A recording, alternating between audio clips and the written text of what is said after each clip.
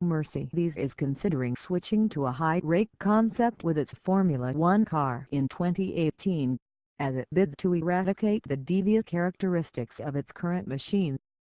The German car manufacturer has faced a tricky time to fully get on top of the balance of its long-wheelbase W08 throughout this season.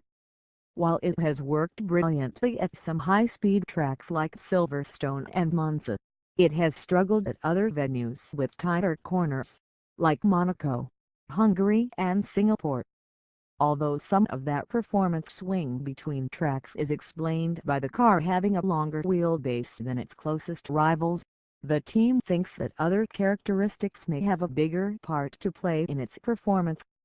One area being evaluated in the final races of the season is whether or not Mercedes should pursue the aero concept put to good use by Red Bull of a high-rake car.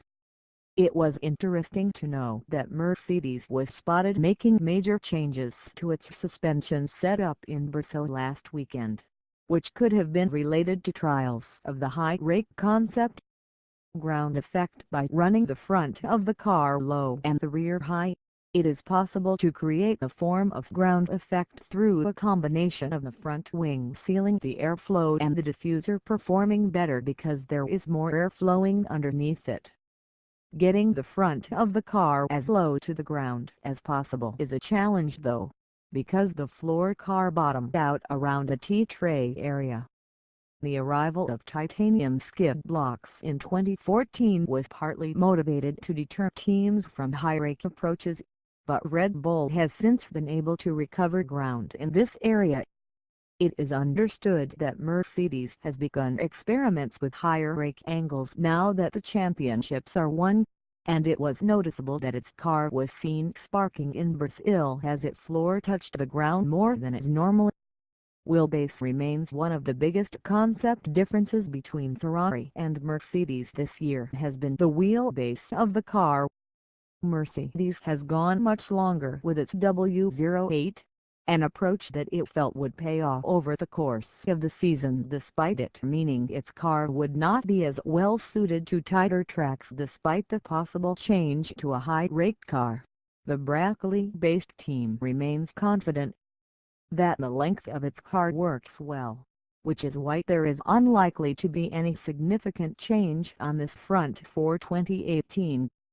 Niki Lauda, Mercedes non-executive chairman, told Gazzetta dello Sport last weekend that wheelbase was not a factor in its performance. The length was never the problem. It was aerodynamics, he said. There have been times when the car behaved in a fantastic way, and other times not. We have not yet fully understood it, and that is what we have to correct for 2018. The rules are not changing, so, having a good starting point, it will be easier to solve certain troubles.